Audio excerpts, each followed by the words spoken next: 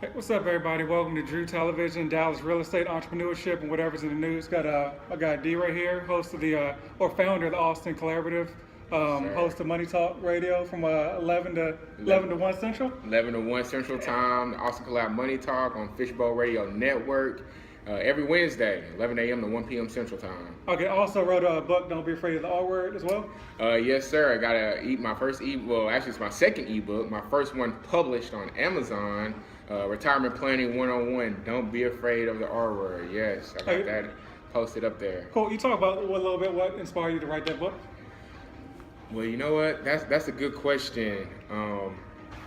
All of my background has been in the financial services industry. Okay. I've worked in doing retirement planning for high net worth clients and clients that weren't considered to have high net worth. So I was able to see both ends of the spectrum. I saw, 50-year-olds who had $2 million in their account and they were going in the right direction. And I saw 65-year-olds who had, less than $50,000 in their account and they weren't probably going to be in the best of shape for retirement. Okay. And I also talked to a lot of people our age, millennials, who, they're contributing to their retirement account, but they're not familiar with all the ins and outs, and they're just putting money in and hoping that when they get older, they'll be able to retire comfortably. So just from my experience and what I learned and working in that industry and my own personal experience and other friends as well, I decided let me put together an ebook that can kind of touch on a lot of different things in regards to retirement. So thank you for that. I think like when millennials like myself hear the word retirement, I think I kind of default to the word honestly like 401k and stuff like that. Right. Is that like the best vessel for retirement, or the other avenues you may suggest folks go? You know what? And that's another reason, David, the reason that I wrote this ebook, because that is a part of it, but that's only a part. That's a small part of your retirement is your 401k, your traditional IRA, Roth IRA, whatever the case may be. That's only a small part of it. Okay. And this ebook goes into a holistic view of retirement planning. What does your retirement look like? You and your wife's situation may look different from the next person. Okay. Where you're going to retire, that makes a big difference as well. What are you going to do during retirement? And then as far as investing goes, your 401k is good. That's good, but that's only one way to be able to build assets or money that can help you in retirement. I go to talk about real estate, which is another thing that you cover, and that could be a part of someone's retirement portfolio. Okay. So I'll touch on that as well. So it is a little bit more than just your 401k and IRA. It's a lot more than just those things, and I cover that in the book. Okay. Check it out. We'll have the link below there. You can get it on Amazon. Amazon, right. If you follow me on Instagram, Facebook, it's live on there as well. Okay. Can you talk a little bit more about starting your own radio show? That's one thing I thought was pretty cool. You got a radio show. I think a lot of folks want to get in front of an audience. So that's a good way to get in front of an audience. But talk a little bit about starting that show. Absolutely. And I feel like God just kind of directed me into that direction, because I always wanted to have some type of show where I can talk with different entrepreneurs like yourself, other positive and successful individuals, and starting a radio show gave me that platform to be able to do that, to kind of have a voice.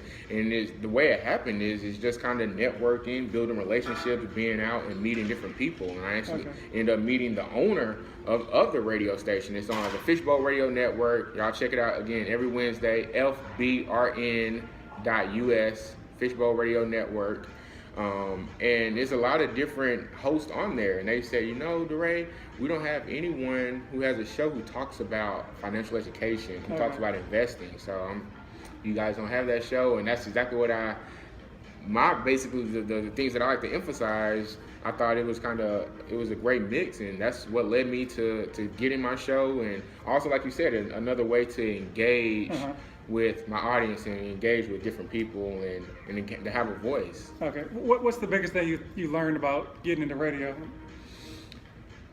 The biggest thing that I've learned to getting into radio, well, in this particular situation, it is internet radio. It's not like your local radio station. It's not like KRMB or K104, or it's not like any of those different stations. So in this particular field, you have to build your listeners. You have to build your audience. So I've learned that, and to get into radio. And also another thing that a lot of people may not know is getting involved in the radio and being just actually where you have to go to a station.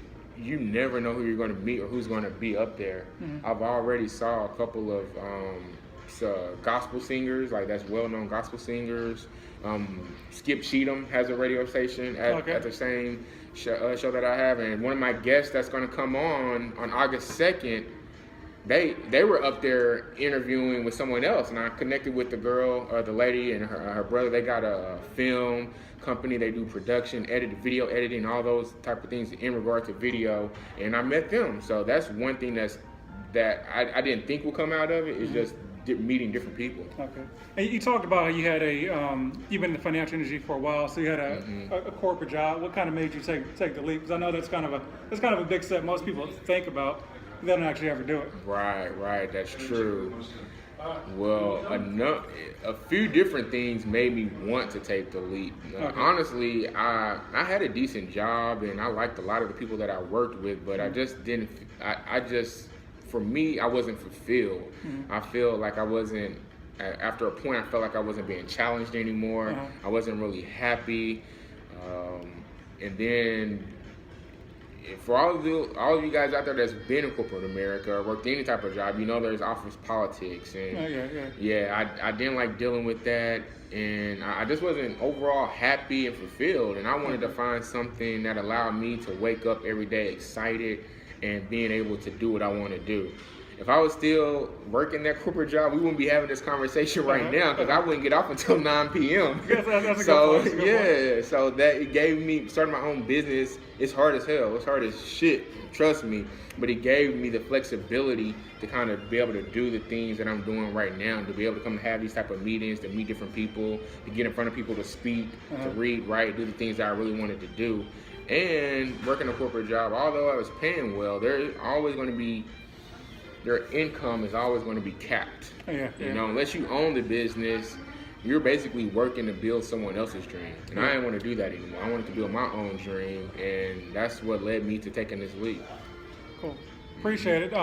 Last question, wrap it up. What's the last movie? So you got any movie recommendations? Movie recommendations. Movie recommendations. You know what? Caught you off guard. You did catch me off guard, and the first movie that came to my mind was a movie that I saw, which is a really good movie, but it came from a YouTube clip that I watched not too long ago. It is like the top 10 movies for entrepreneurs. Okay. And two movies that popped to my head that I saw both of them.